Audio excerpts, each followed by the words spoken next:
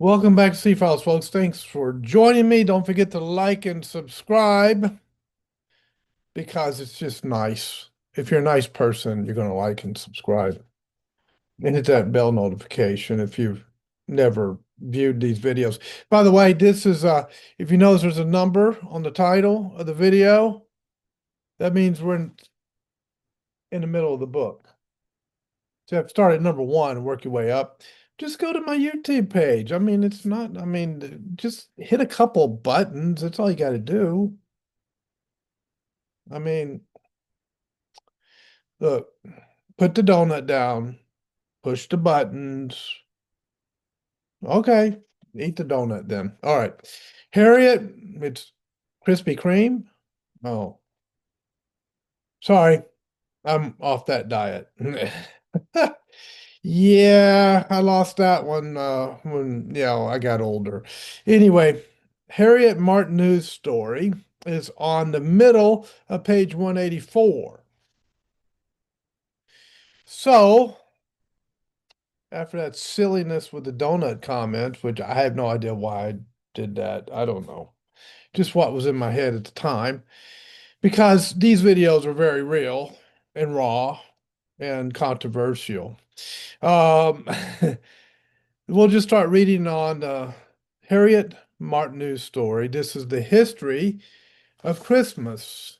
This is the book, The Battle for Christmas. I forgot to mention that. Pulitzer Prize finalist, A Cultural History of America's Most Cherished Holiday by Stefan Nissenbaum.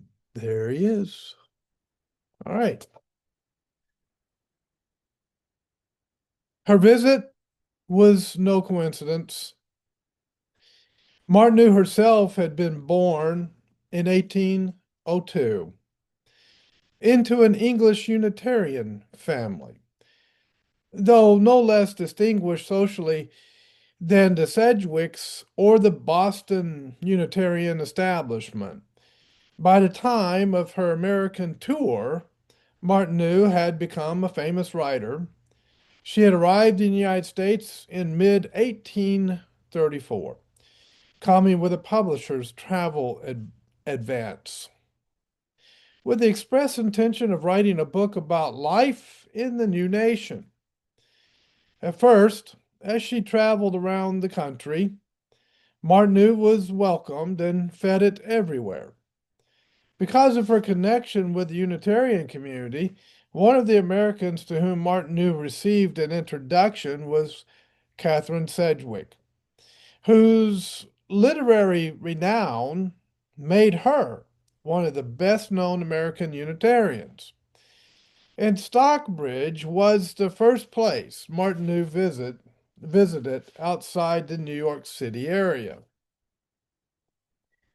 The two Sedgwick, the two women quickly became friends. Martineau was offering her love to Sedgwick as early as December 1834 and urging the American writer to join her the following summer on a trip to the western states. Sedgwick initially agreed, but had second thoughts and backed out because she was seeing a new book through the press. Harriet Martineau spent part of the summer let me try it again. Harriet Martineau spent part of the summer of 1835 in Stockbridge, where the Sedgwicks once again were her host. Returning to Boston during the autumn, she met and quickly befriended Charles Follen. It was in some measure in response to Follen's urging that Martineau attended an abolitionist women's meeting held in Boston on November the 19th in the midst of the Reign of Terror. She came to this meeting in the role of a reporter, but by the time she left, she had become an avowed abolitionist. In the course of the meeting, a note was passed to Martineau asking her to express her opinion of what she had heard. Martineau did so, but only with great reluctance, because she found that she was in agreement with abolitionist principles and knew that making a public gesture of solidarity with them would have the effect of alienating her from most of her American acquaintances, and thereby cutting off her access to most of the contacts on which she depended for the book she was writing. As Martineau later put it, I forsook that I foresaw that almost, let me try it again. That was horrible. Did we get a new reader for this book? I'm it. Okay. Oh well.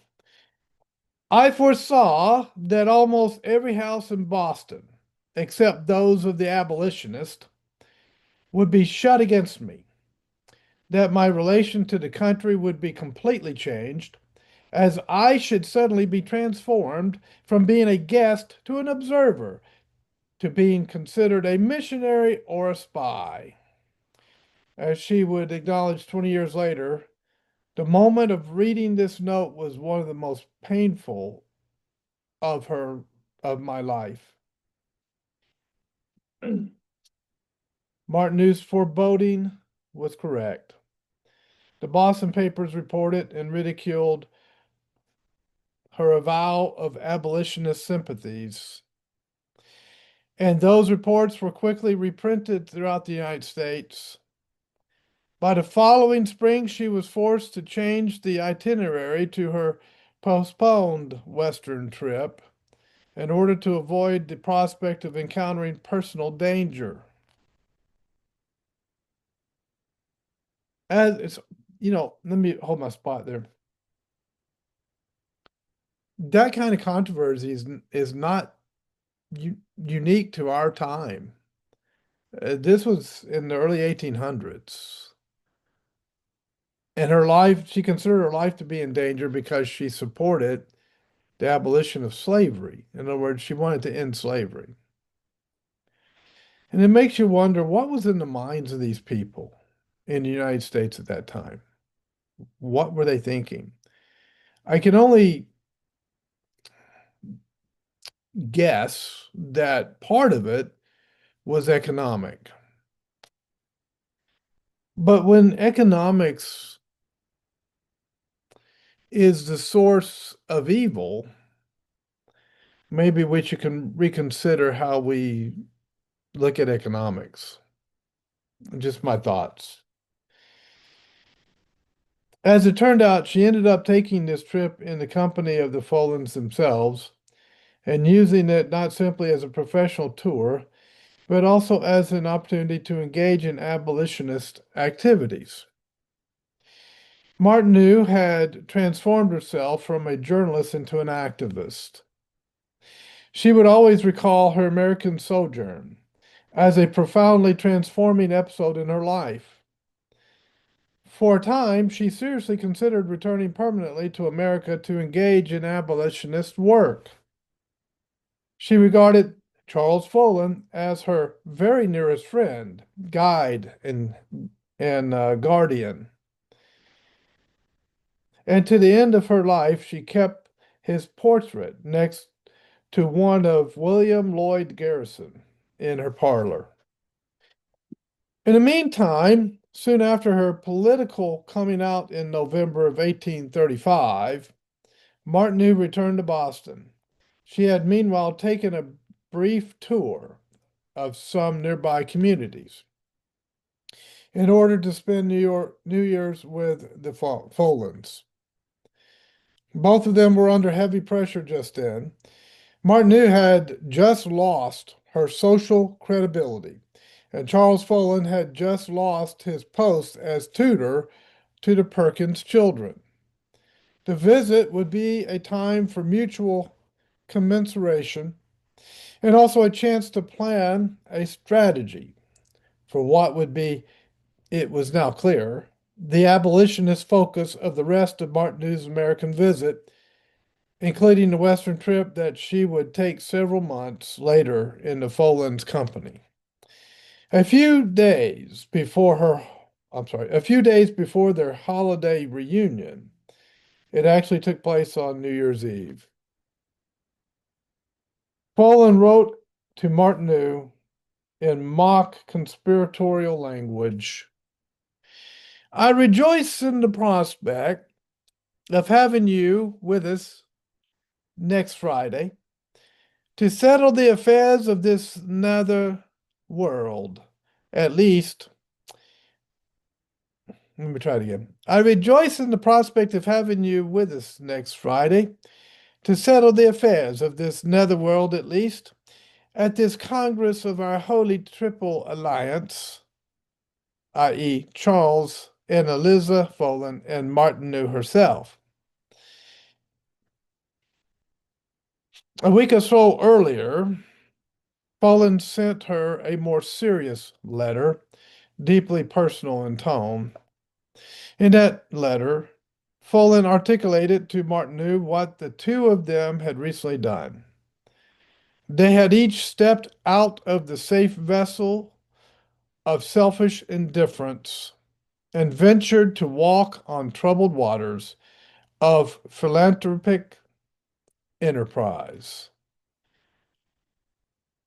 As a result, both of them were suffering the fate of principled radicals of all ages and cultures, being either shunned with silent condemnation as abolitionists, Democrats, agrarians, or held with the cries of crucify, crucify, as fanatics and incendiaries. Follen went on, however, to assure Martineau that in their own deepening friendship, they could both find an oasis of intimate serenity. But if the world separate itself from us, it leads us to find a world in ourselves and each other. At their reunion, Charles Follen went out of his way to seal his intimacy with Martineau and also to offer the promised oasis of serenity by setting up little Charlie's Christmas tree in her presence. The Follens had postponed the ritual until New Year's Eve in order to accommodate Martineau's schedule. The tree was a success, a time of joy for grown-ups as well as for little Charlie and his friends. These friends were, in fact, none other than the Perkins children. Indeed, the whole event took place in the Perkins house, where the Follens were still living. The rest of the agenda, the commensuration, and the political planning could presumably wait until the next morning. In her published account, Harriet Martineau took pains to conceal all of this, or at least to disassociate it from the story of little Charlie's Christmas tree. She did not even identify the Follens by name in her recount, referring to them only as Charlie's father and mother. But it should be clear to us that Martineau's experience of what she believed to be the introduction of the Christmas tree into America was actually embedded in a thick matrix of political controversy. Little Charlie's Christmas tree was a carefully planned moment of domestic peace in the midst of crisis and scandal. Those connections made for an interesting story and one that has not been told. But from another angle, they point to broader developments. First, they confirm something that historians have recently come to notice. There were important similarities between the anti-slavery sentiment or sensibilities and the new attitude toward children. Abolitionists and educational reformers shared a joint empathy for people who were powerless to resist the wrath of those who wielded authority over them. slaves and children, respectively. Both types of reformers had a particular abhorrence of the use of the lash as a form of punishment. Second, we can view the juxtaposition of the two stories, the Christmas tree and the political crisis, as a telling instance of another phenomenon that historians have been pointing to. The way that middle class people in the early 19th century went about creating for themselves a private space, radically cut off from the pressures of the world outside and centered around the happiness of children. In fact, what Charles Follen did in 1835 is similar in that sense to what Clement Clarke Moore had done more than a decade earlier. Although his reasons, Moore was a reactionary, Follen a radical, were profoundly different. But both men had reason to feel alienated from their respective communities, and both responded by turning inward to their own children and using Christmas as the occasion for doing so. It is no coincidence that radical abolitionists were in the vanguard of the new child-centered Christmas. 2 years earlier, in 1833, the Anti-Slavery Society had formed a children's chorus, the Boston Garrison Juvenile Choir. Its members may have been African Americans, which gave a public concert on Christmas Day. One of the numbers it performed was the Cradle Song. Another was titled The Sugar Plums. And beginning in 1834 and continuing each year for more than 2 decades, the Garrisons, pronounce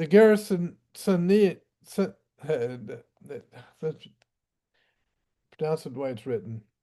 And beginning in 1834 and continuing each year for more than 2 decades, the Garrisonians held an annual anti-slavery fair to raise money for the cause, inevitably on the days just before Christmas.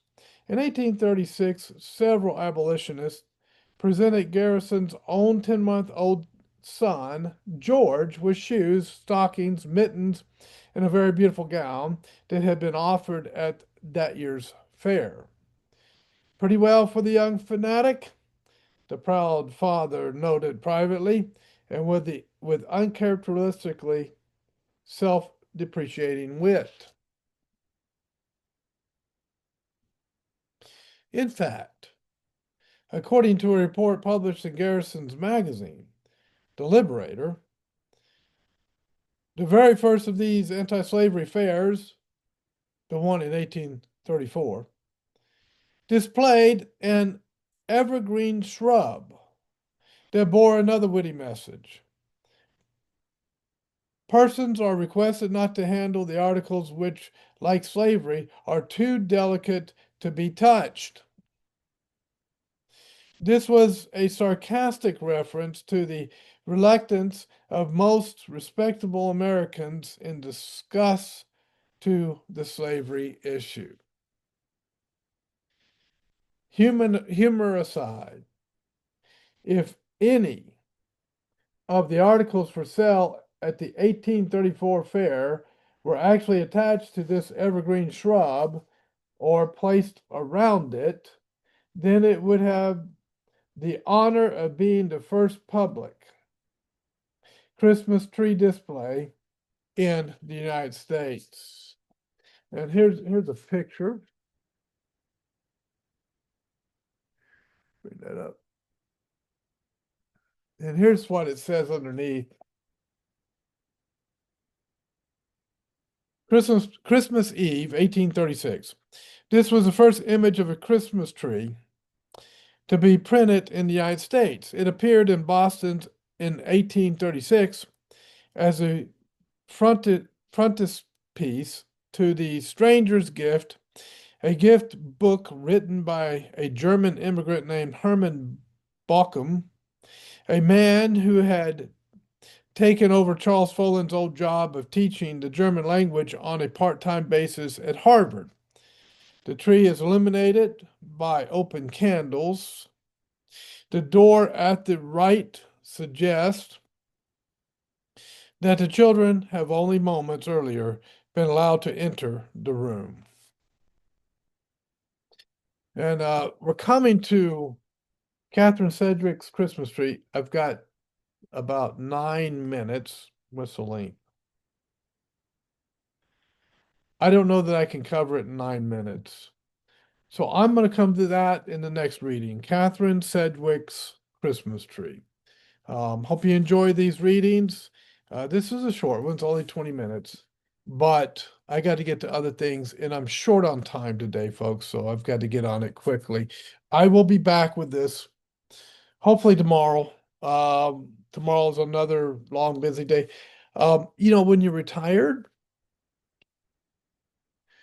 you think you don't have a job until everybody finds out that you're retired, like family and friends and church, and then you end up being a volunteer, helping everybody with their stuff, which is a wonderful thing. I'm happy to be able to be a help to others. I'm happy to have the time to be a help to others. And so that's what's going on. It's ended up being a heavy week this week for that. Thanks for watching, and I will see you next time here on the C Files.